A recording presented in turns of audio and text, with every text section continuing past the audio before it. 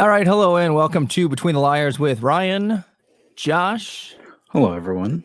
and Marcelo. He's back. Hey everyone, what's up? And today we're going to take you behind the scenes of higher education. We're going to talk about some of the shortcomings we think we're seeing while we've experienced it, continue to experience it, maybe some of the general shortcomings may be influenced by governmental policies, state policies. And if you stay till the end, you'll hear about some of our tips for success because, we're somewhat successful in this. But this is going to be super nerdy episode, just as our disclaimer before we get into it. All the details, more details than you could ever care to know. Inside the minds of three nerds.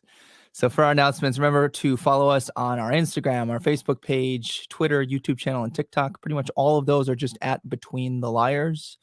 Look it up and find us. Give us a follow. It'll keep you posted on this. And I'll turn it over to Josh.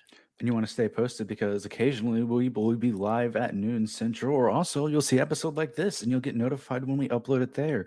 So you get both of them because you never know when we're coming at you, but we are coming. So we always have episodes that we're trying to make and get up and out there. We're always working on it.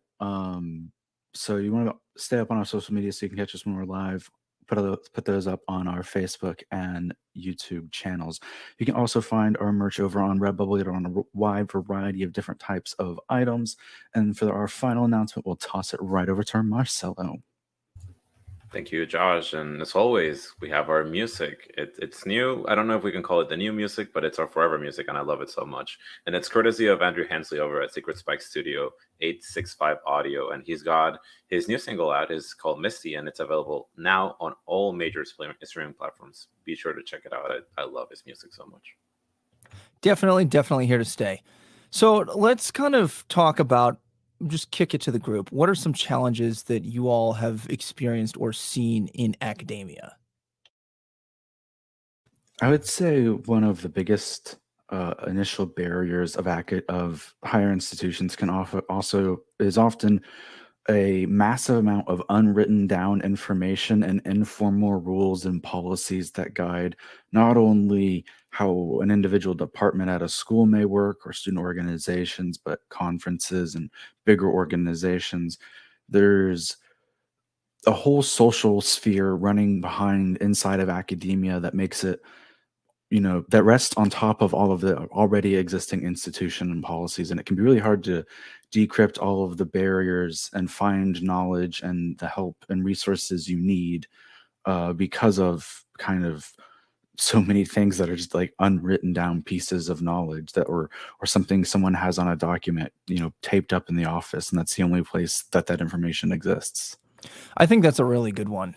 And it's something where if you know people who go to college, like let's say you had older siblings who went before you, they can fill you in on that. But like for me, I was the oldest of my siblings, which meant that I had to either latch on to people who knew more than I did, or I had to figure it out myself.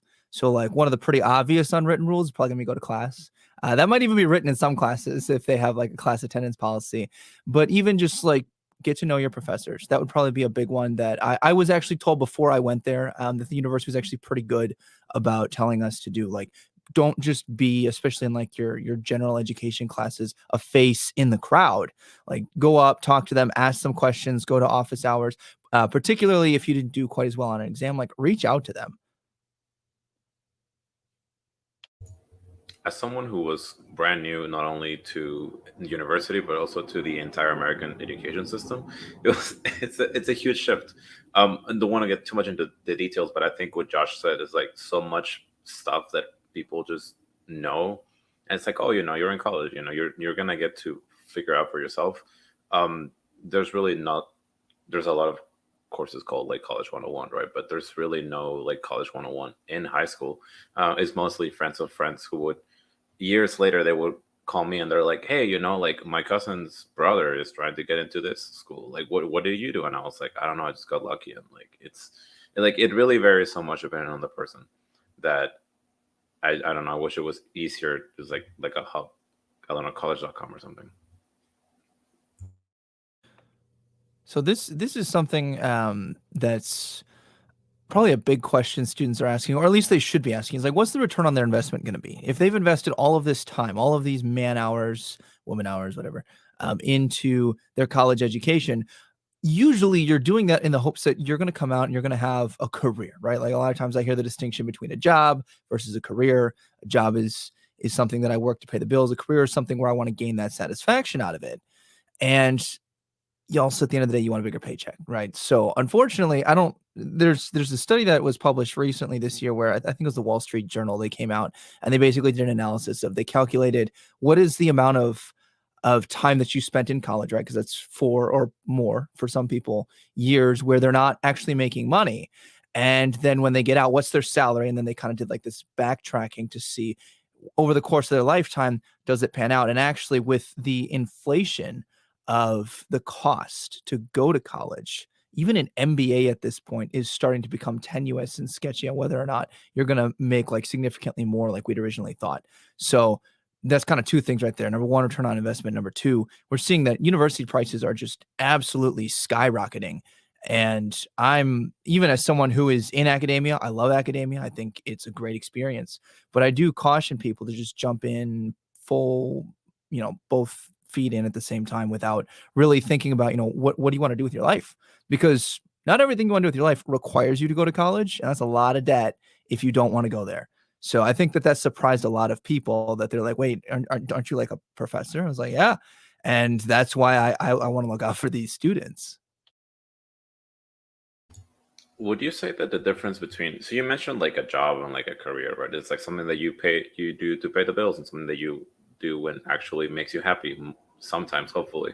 I feel like the difference there also stands with the promise that was given to me when I was in high school, and like the idea of going to college was pretty much a given. Like I had to go to college because you want to make money, right? Or do you want to be happy, right? And even like contingent on the idea of happiness is on going to college and going through the experience of it. And I think there's a really, maybe even a disconnect of the high rising costs of education and the idea that you have to do it. It's almost putting that pressure on the student to get into good school and getting good grades, and of the parents of like, well, I don't have 100K to throw my kid at every year to go to Stanford or something, like, and like if he doesn't go to the best school with all of his friends or her friends, then they're not going to be happy. And that to me is that's a lot of pressure for like what, a 16-year-old. Well, and I think that raises another important point, that to an extent, college is what you make it. So, for example, the last two programs that I've been going through, I did my master's at Murray State and I'm doing my PhD at North Dakota State.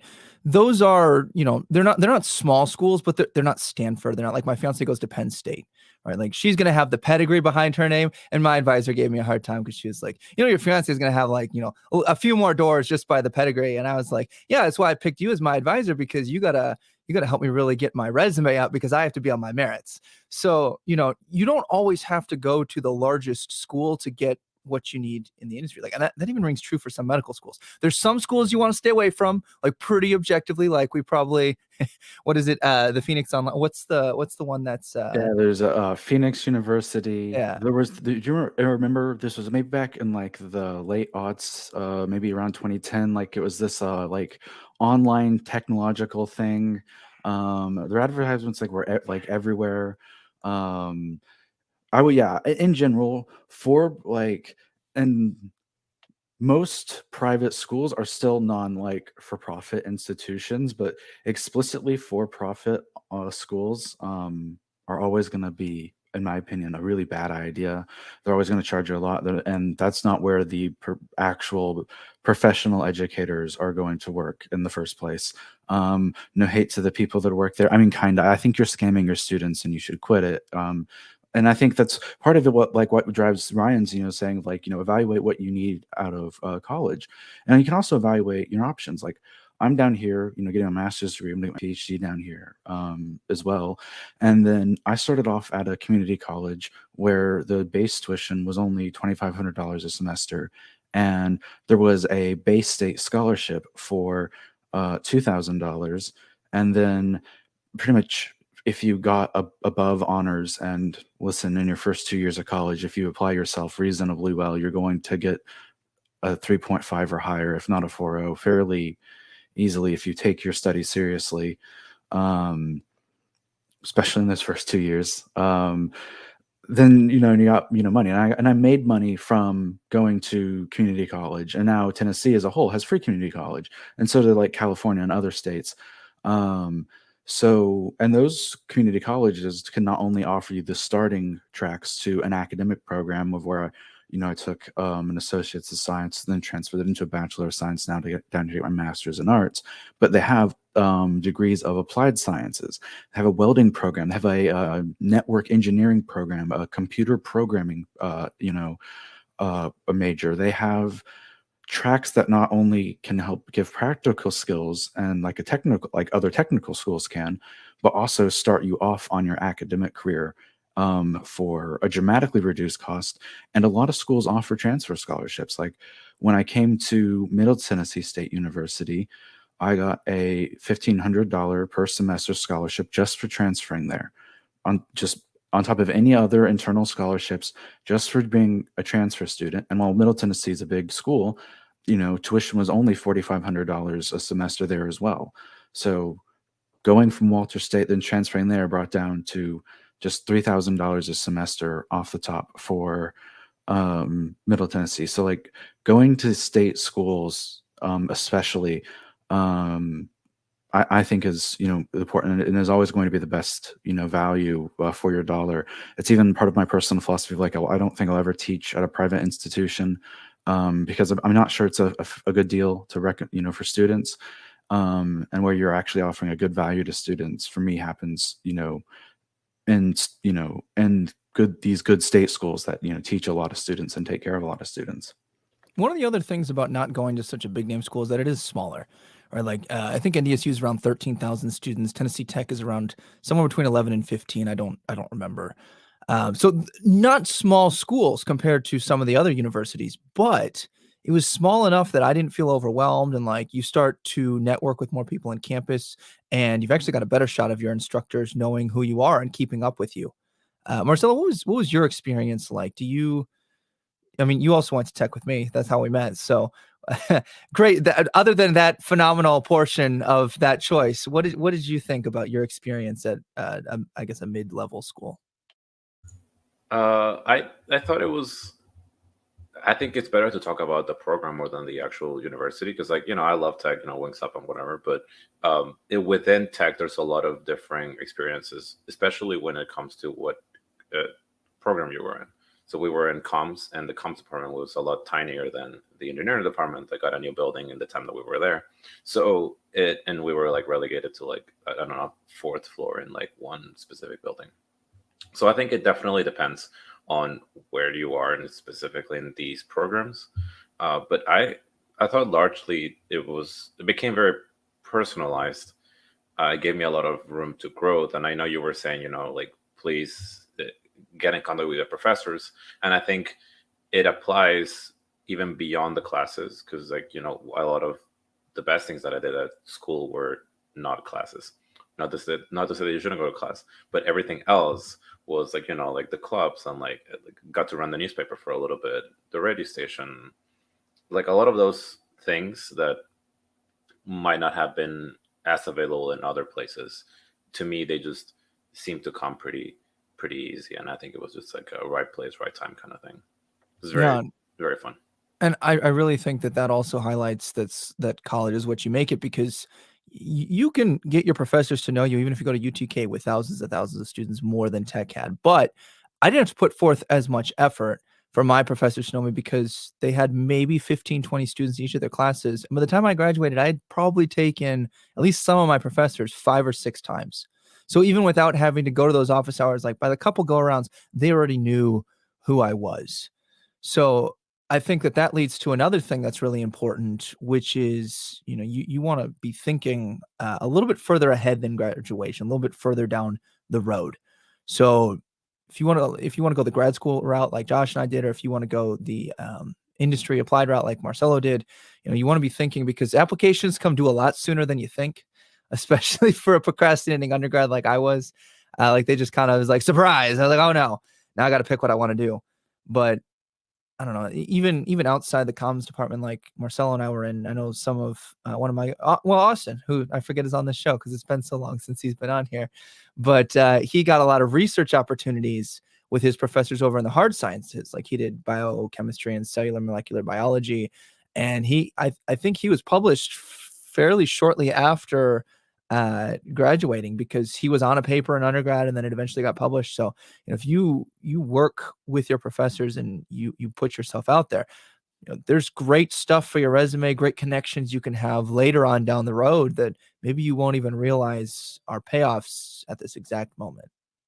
Well, and part of that is always the ever treasured letters of recommendation. And professors, will have a varying, degree of willingness to write them. But a professor that knows you well is going to write the best letters.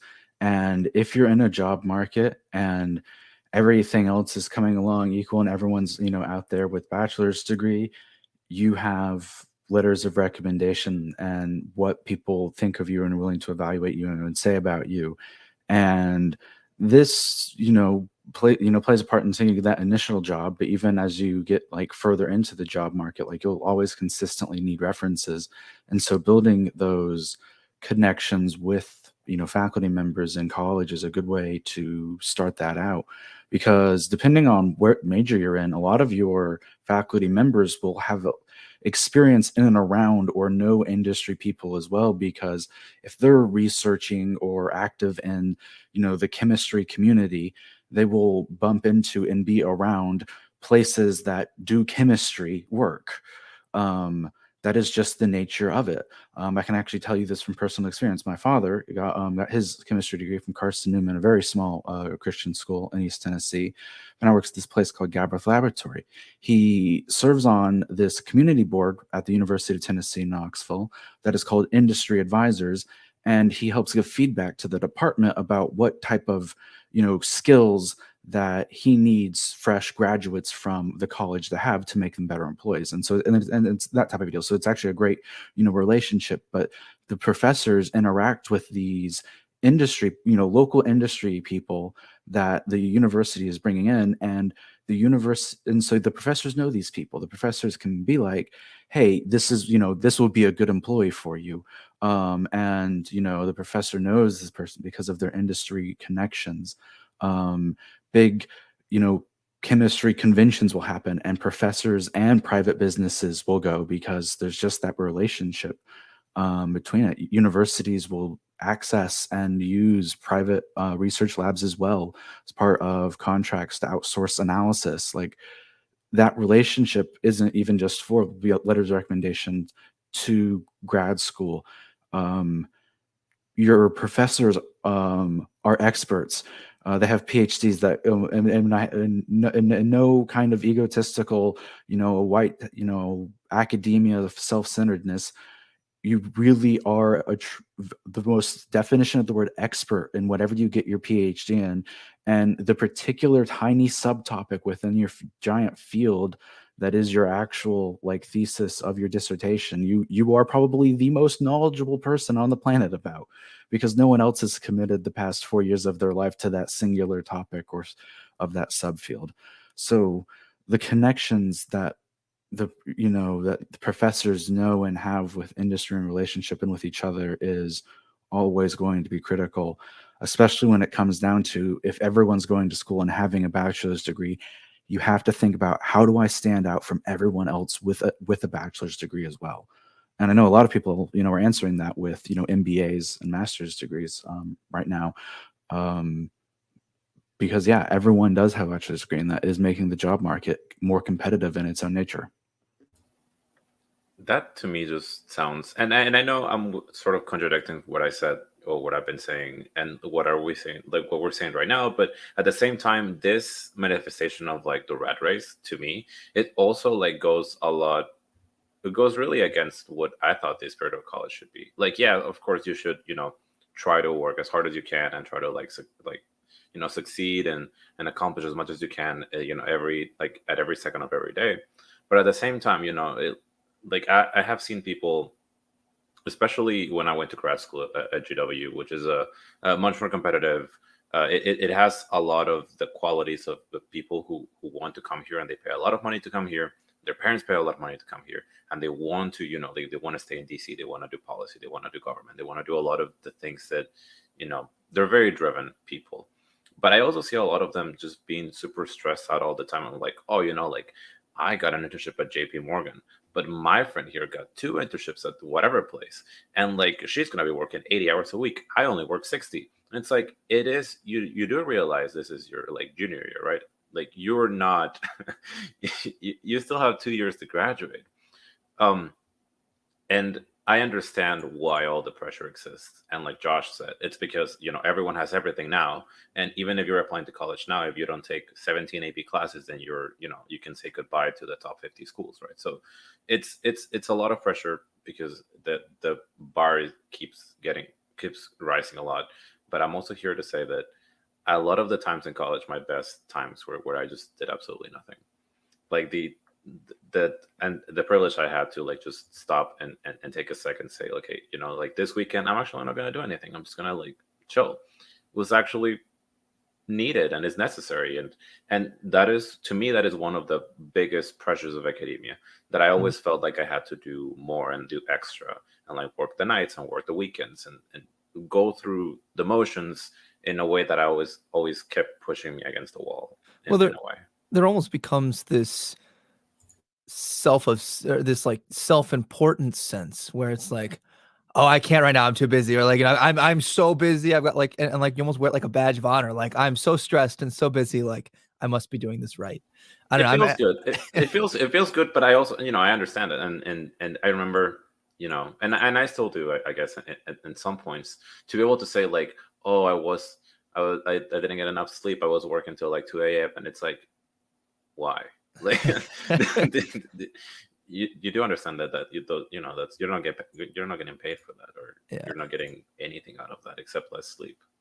Well, you're gonna feel really busy as a freshman, and then you get to your sophomore year. It's like, oh, I had a lot of free time as a freshman, and then you get to your junior year. It's like, I don't know what I was thinking about thinking busy when I was like, it keeps going. And I don't think that ever stops, because you've either got grad school or you've got a job afterwards, and then you're probably more busy after that. So it really is important to take advantage, like you mentioned, Marcelo, of the times that you have to not be busy. And I think that it's a difficult balance, because we are, you want to strive to set yourself apart, whether it be the school you work so hard to get into, so you've got the brand name recognition, or the internship you work so hard to achieve, or you're also working to pay to put yourself, through college, like Austin is, and I'm, taking a dig at him when he's not here to defend himself. But it's a really difficult balance. So I think one of the things that I would recommend for your freshman year is make your connections then, because then it almost pays itself forward. Because I had a core group of friends, because I just got to meet a lot of really interesting people. I had a lot of free time my freshman year because I didn't have as much work in my classes. It was a little bit easier of a semester. And then when I was really busy my junior and senior year, and I didn't have time to go to socials and things like that, who did I hang out with? Marcelo, right? And some of the other core group of friends who were, privileged enough to be in my company. No, but, just establish a network so that you're not isolated when you get forward, when you get towards the end of that. That would be something that I think is really important to do. I guess that can bring us to a question of what was your major and what are you doing now? I mean, Josh and I are both still in school, so it hasn't shifted a whole lot. But Marcelo, I would like to hear a little bit about, what you majored in and what you are doing now specifically. Do you think that, your education or experiences equipped you for what you're doing now? It's hard to say, because I know that a lot of what I'm about to say is going to be tinged by the fact that I had the ability, and I'm going to, peel the veil a little bit. But before the show, you were saying like, oh, we succeeded and we're still here. We didn't go back home or whatever. Like, well, I went back home because like I didn't have anything lined up after college. And I was just like, well, I can just go back to live with my parents for a little bit. And I did. And I ended up working for about 7 months for free, like unpaid internships, volunteer opportunities, whatever. And they gave me the necessary leverage that I needed to continue into what I would call now the beginnings of a really nice career, and it's a really nice cushy place. But even before, in college, the college newspaper at Tech, uh, I think they paid me maybe like 150 to $200 a month. Like that was like and it was like a part-time job, so it's 20 hours a week. So it's not even like a pay, right? It's like a donation. You get here's some money, um, for doing all of this work for us. It's like a scholarship. Yeah, sure. It's like I guess whatever they want to call it, so that they're not going to get sued to oblivion, right?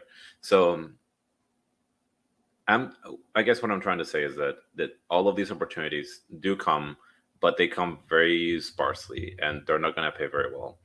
And I'm very happy that I did what I did, because it sort of made me, specifically in the major that I'm in, so communications, sort of like be be good in as many things as possible, so that whenever something comes, you're like, I can do that. I can probably do something like that. And I still take advantage of that, because I'm still learning different things that I can apply into other things, and it's like a whole network. But again, I think that's very unique to communication in a way. I've heard something similar when it comes to computer science too. I had friends like take workshops, they take classes, they learn new languages, new technology stuff that I don't understand, and then when they go into the job market, some of those skills are applied, and they can be useful. But a lot of the stuff that I did because I love it. I love what I do. A lot of the things that I do are great. And I have the advantage of, trying to like go out and do something that I really like. And that landed me where I am. Josh, Oh, I was gonna ask you a question. What? well, I'll give it a kind of it'll be a 2-bit take, because I really did stumble my way and then throughout and landing here and where I am, and the my name's put on a lot of things that because when I first started at Walter State, I didn't want to be there. Actually, my parents forced me to be there. They were like, "No, you are going to school." I'm like, I already knew how to fix computers. I could do IT work and infrastructure support.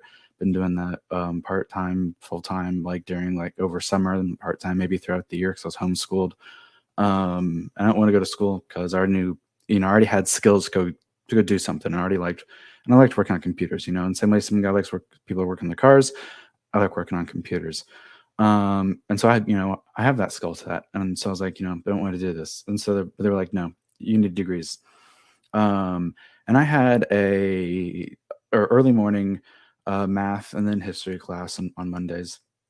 And then I had a 6 p.m. public speaking class, and I lived 30 minutes away from the school. And so I don't want to have to drive, there and back twice a day. It wouldn't be 2 hours on the road every Monday. I don't want to do it. So I wanted to stay on campus. And there was a sign in the humanities lobby, and it's still there to this day. And it had this very curiously drawn person at a podium, and it said, debate team meeting Mondays 2 to 4, humanities 104. And so I walked in there. And they didn't have any tryouts. They didn't require any experience. And they were just like, yeah, you're doing this now. And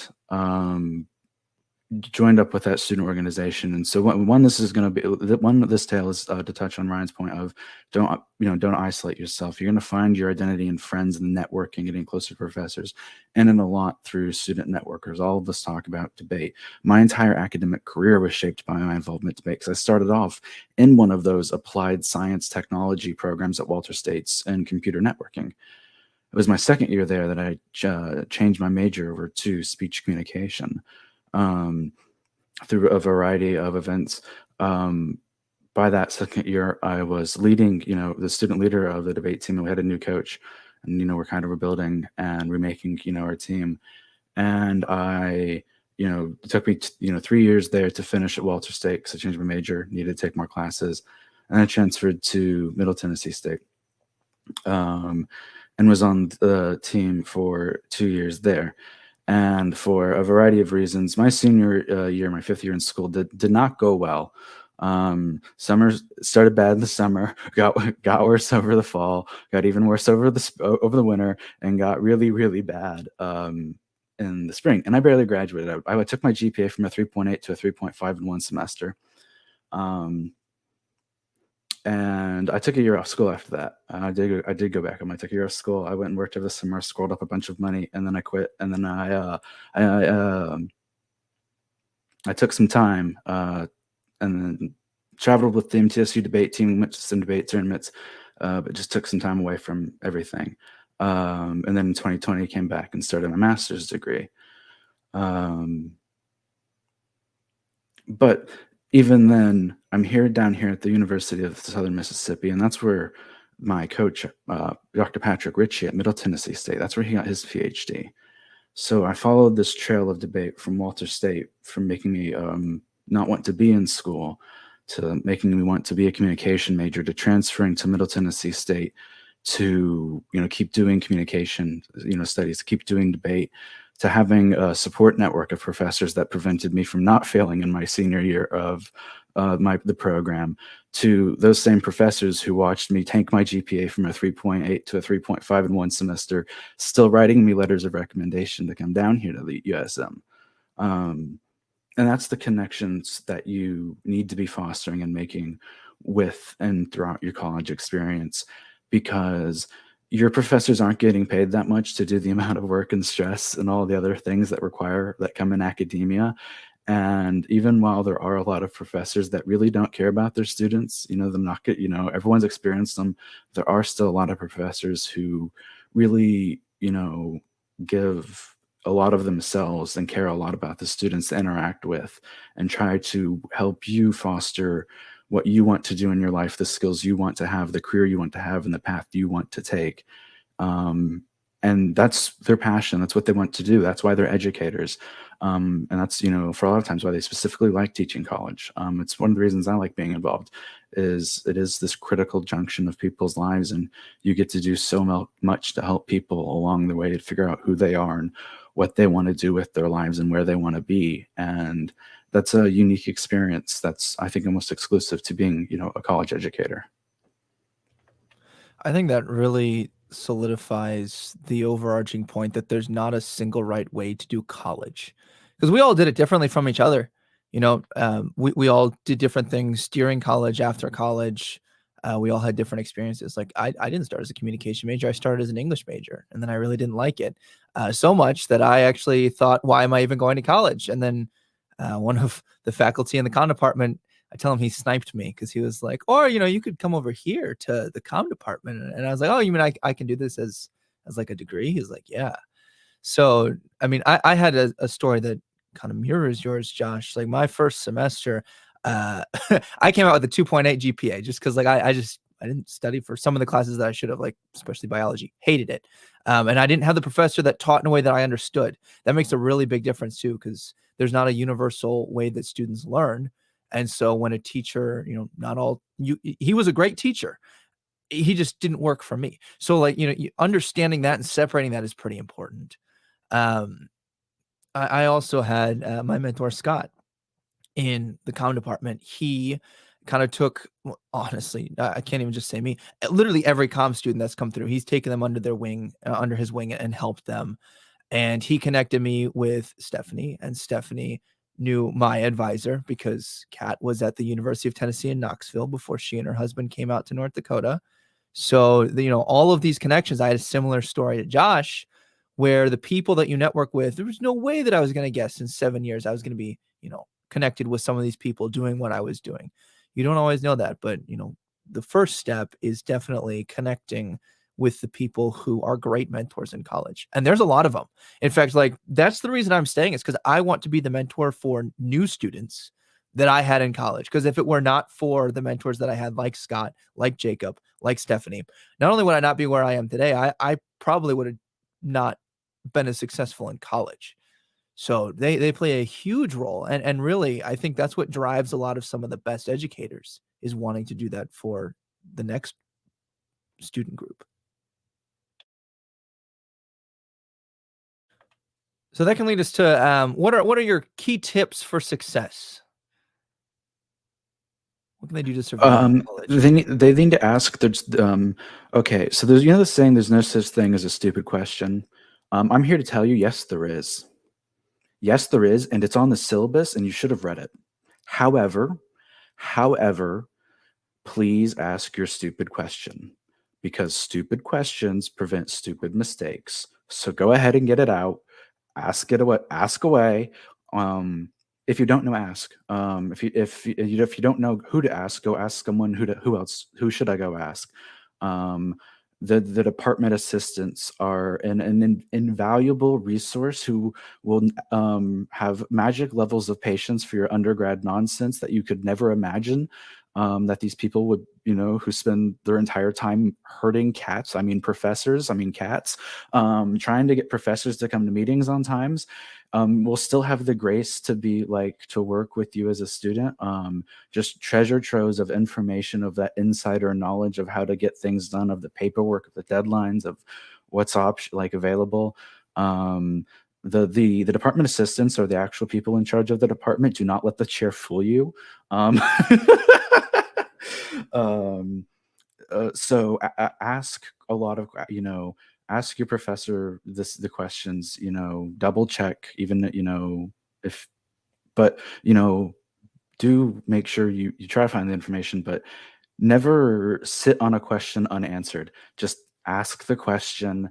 And if that particular person doesn't know, they'll typically know who, they'll know the next chain, of questions, or chain of people to ask. But, ask your stupid questions, because they prevent stupid mistakes, and you need that information. Don't sit on unanswered questions. Please ask.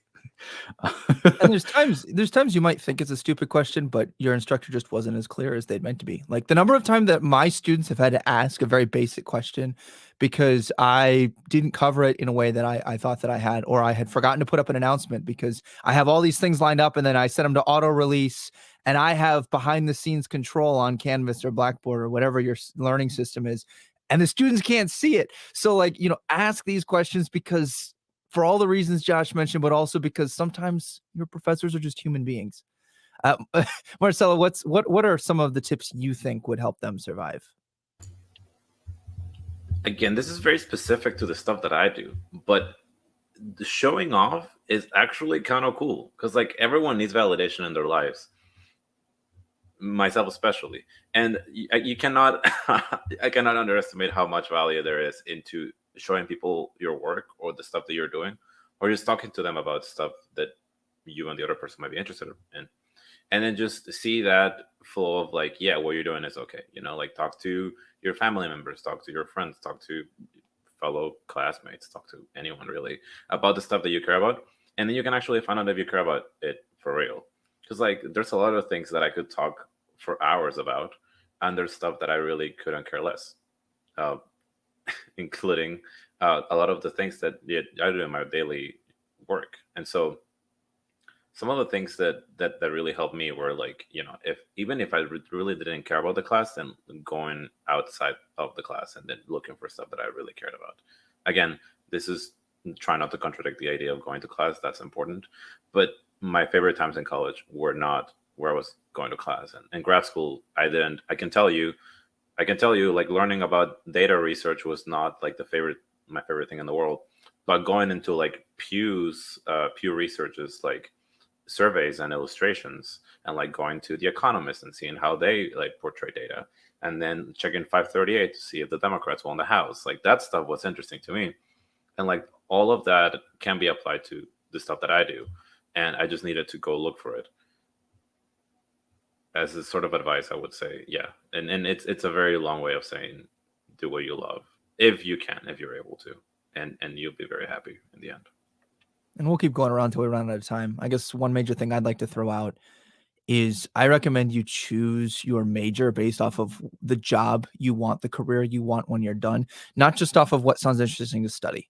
Because there's a lot of classes that are really fascinating, and they can count as electives because maybe it won't be the major that's going to get you to the career that you want or the pay that you want. Or, figure out your goals and your values and then structure your major to help meet that. So, for example, I started off as English. The majority of jobs available to English majors are going to be maybe things like teaching at high school or grant writing. I didn't want to do that. Like, I would rather die than just be a grant writer for the rest of my life. Or, and, maybe someone got lucky and they got published, or not lucky. They were very talented, but like, it's the minority of people who that's their success story. And so when I realized that that was kind of my options, I decided I wanted to change majors because I didn't want that. And Marcelo kind of touched on this. Communication is very broad. I mean, Josh and I are in the same field and we're a completely different end of the spectrums. I do quantitative data analysis. He does rhetoric. And there's so much you can do. You can do speech writing. You can do, I mean, Marcelo did the journalism portion of it. So you've got like 3 sectors here of the same overarching college. So pick what you want to do and then help tailor your classes to meet that, rather than just, oh yeah, this major sounds really interesting. That's a good starting spot, but double check. So for example, one of my younger brothers, he's interested in house appraisals. And I was like, okay, what major do they require? And he's like, they don't, they just require a 4-year degree. So my advice to him then was pick the major then for your secondary option. Maybe you'll get to the end of this and you realize, I don't want to do house appraisals, or maybe, the housing market goes in the toilet and it's not available. You want to then, since they require any degree, just find something that you could do for your secondary option. That way you've got more bases covered. So I would encourage you, think broader, not just one single goal. Think about, what's the vehicle that's going to get me where I want to be. I would my piece of advice is strongly consider the type of institution you're going to. Now we've talked about size. We can look at Walter State, where I started, community of like about 4,000 students, on the campus, on the primary Morristown campus. Class size usually capped out at 26 or so. So the teachers there don't have a responsibility to publish research. Or if they do, it's a very, very low expectation, because they do have tenure track positions at community colleges. If you have a terminal degree in the field. So, but there's no heavy research expectation. And what that means is they're going to be teaching more classes, but that also means those professors are going to be dedicated teachers. Right now, I'm at the University of Southern Mississippi. We are an R1 research institution. That means our primary focus, the primary thing we do, is research. Teaching, and I'm not trying to shame the university, I'm not trying to talk down the university. This is even something there's a little bit of pride in, is almost a secondary concern at this university compared to our research. If you come, now our upper division comm classes are taught by mostly faculty, but a lot of our PhD students are teaching a lot of our small group communication or business communication. Your public speaking class, Speech 111 here, is going to be taught by a TA. There's like one professor who teaches a section of it, like per term. The other 25 plus sections are all being covered by the TAs. I'm one of them. And that's, and I'm not, and I'm not going to even say that's a bad thing. I say, I think I offer a very unique experience that's better than a lot of professors' experience, because I very much so understand what it's like to be a student. And so my classroom environment's very different. The policies are very different. They're much less, strict, old fashioned professory, and much more, yeah, I realize, what I'm, we can, I realize the type of class I'm in, it's general education, it's a 100 level class. So it's different, but that's going to affect the type of classes you're going to get. And not all TAs are good TAs. Not all TAs want to be teachers. Some people want to come work here, R1s, and they have to be, a TA because, well, that's just part of, getting your grad school paid for. And so kind of like the professors who don't teach well, that's going to happen. We have TAs who want to go on to industry as well, but, they're just teaching classes to get grad school paid for. But if you go to Middle Tennessee State University, or I would imagine at Tennessee Tech, depending on the department, maybe, you're going to be taught by a professor. And that is a different experience. That is also going to allow you from those first and second years to start building relationships, more.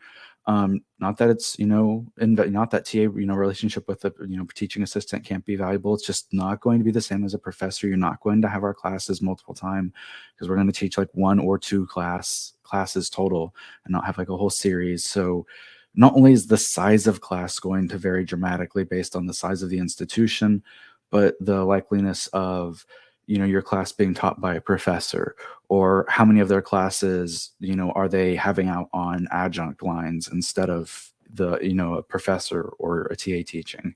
Um, Again, not that, adjuncts offer any less quality than a professor, but they're not bound to the institution, so they don't have the same networking and resources that a full-time professor or instructor at the university is going to. So whether it's a teaching institution, an R1 or an R2, really matters in the type of experience you're going to have at the school beyond the size of the school as well. And it's never going to be one size fits all. Because like for example, your department makes all of the difference, and we can only speak to the departments that we experienced, right? I spent the most time at Tennessee Tech in the communication department. I spent all of my time at Murray State in the communication department, and I've spent all of my time at NDSU in the communication department. It's only bad if it's not a good fit for you. So for example, NDSU is also an R1. They're also structured the same way that Josh's school is, and it's because it's a way for us to have grad students pay for their education. And I mean, by and large, the students really enjoy their experiences with the basic course with the TAs. But it is important to know, like going in, like what are you getting? And I think that it's almost universally true. R1s are going to have a lot of their lower level classes taught by TAs. And then like I'm currently teaching a like mid-level class, business and professional communication or business and professional speaking. And you get my unique experience, and like I've got a lot to contribute to that. And my department is very good at tailoring the class to the student's expertise. Like I'm not teaching media writing. Like not only do I not want to, I'm not qualified to teach that. We have students who are grad students who are. So it's just a really good balance, I think, that students need to think about as they're picking colleges. Don't just go for the big name school. Pick based off of departments. If you're going into grad school, pick for your advisor, pick for the department, because especially at the PhD level, I didn't even really look at anything. I didn't look at the school ranking. Like I just looked at who does the research I want to, and who's a good person. Like my kick-ass advisor, and also just a really phenomenal human being. That's what I needed. And I also needed someone who would be a little bit more like structured than me, because I'm not a structured person. So like, I've worked with people in the past who are also not as structured, and, great relationship. We got a lot of stuff done, but it wasn't what I wanted for a PhD advisor when I've got, my dissertation on the line. So the right answer is the best fit for you. Any last advice before we go into hot takes? Our hot takes can just be advice / proposals to fix this. It's not going to be anything too hot, I don't think. I will say it's funny, Brian, that I chose my advisor for the same reason. Everyone thought that I was going to pick Dr. Straight, who's the director of the debate down here, as my advisor, because I, work with him for the debate team. But my advisor, Dr. Alberti, she is much more deadline oriented and organized, and I'm like, I need a manager and an advisor. Like I Yes. don't just and Paul, that's Dr. Straight. Like he can be on the committee, he can do the reading, he can write edits and provide the questions and all that stuff. But I need a manager. Yes. And Yes. sometimes you need that in an academic relationship. So yeah, I definitely agree. All right. Well, we will be right back with our hot takes. You're listening to the Central Hub for Political Discourse. All right, we're back. Josh, you go first. My hot take is that you should start at a community college, and you shouldn't enroll in a four-year university right away unless you have like it paid for in the first place. Like if you have like, if you get your grades and the ACT and all that stuff, and you have good, you're not going into debt. Cool. But other than that, you should be going to a community college first. Their intro classes, they're going to be the same regardless. They're going to use the same textbook, probably even as the big state schools are. Going into debt is going to be a variety level of worth it. Really understand the job market and potentials for it when you're considering it for undergraduate. Avoid it as all possible.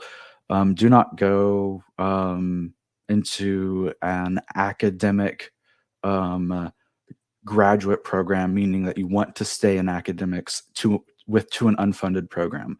Like I understand, like if you're MBA or if you're in an applied industry degree and you take on debt because you're going to go on and get like a really nice paying industry job, I get that. But if you can't get a full tuition waiver and stipend from a program for your master's degree and PhD while you're planning on going into academia, you do not need to be at that school. This isn't saying you're bad. You're just worth more. Don't accept that from them. Get your grad school paid for. Don't accept programs who don't give you full waivers, and make sure they don't charge you fees outside of the tuition that's not covered in your waivers. LSU, Louisiana State University, recently had this problem where there was like several $1,000s in graduate fees that were not covered by the waiver, even though the tuition was covered by the waiver. So watch out for them and make them pay for your grad school.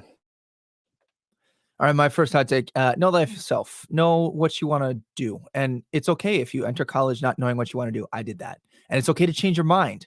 I did that multiple times. Like I was going to be I wanted to be a published writer. And here I am, I've been published, but not for creative writing. So, I mean, distinguish between what is something that I enjoy doing that will be a good hobby and what is something that I enjoy doing that will make a good career.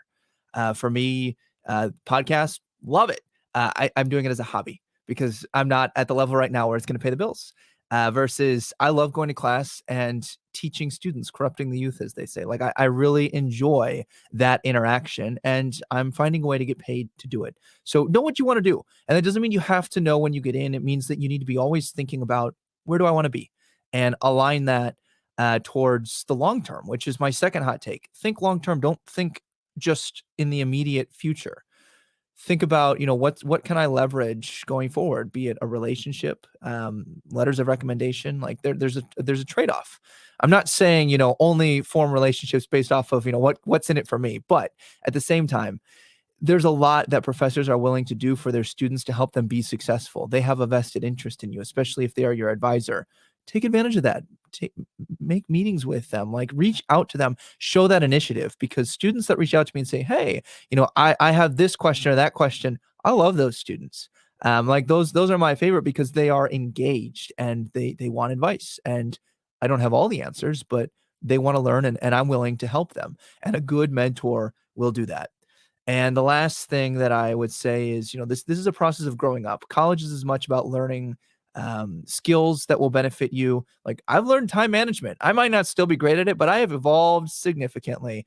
So there are skills that you will have honed while you're in the university setting that can also make it worth it. But again, going back to my point of, where do you want to be? Don't just go to college to learn how to grow up. A trade school can really teach you how to do that too. So really tailor the education experience to what you want out of life.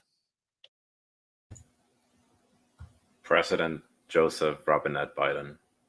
You can erase the student debt with a flick of a pen, but you won't. But I want you to, even though you won't do it. I think college should be free. This is the hot take of the entire show, and probably the most political thing we've said. And why? Because I am getting really tired of universities that are like way too expensive for what they're worth, including the one whose shirt I'm wearing right now. And I think that this opportunity, this privilege that a lot of kids have, shouldn't be reserved for a few. You too should be able to live in DC and live your dreams as like, a college boy or girl or NB, having lunch in, the school cafeteria next to the World Bank. You too should have all of these things that these kids have, that most of them don't even know that they have. Everyone should be able to do this if they want to, if they choose to do so. I just think that everything should be more accessible. I think that's a very cold take, but that's really like my takeaway. That said, it is a rat race. It is competitive. And at the end of the day, you can only advocate for yourself. Nobody else will do it for you. So take every opportunity that you have. If your parents are going to pay for your college, thank God, do it. If your parents are going to, like pay like for a bunch of stuff, do it. If you get a scholarship, take it. If you get a job opportunity, take that to an internship, whatever, keep taking as much as you can, because at the end of the day, it's the society that we're living in. And if anybody will do it, it might as well be you, right?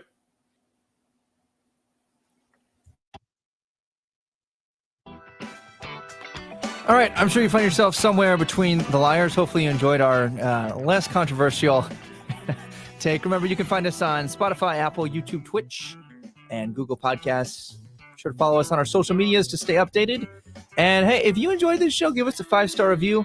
Share us with your friends. We will catch you back here next week. Bye for now.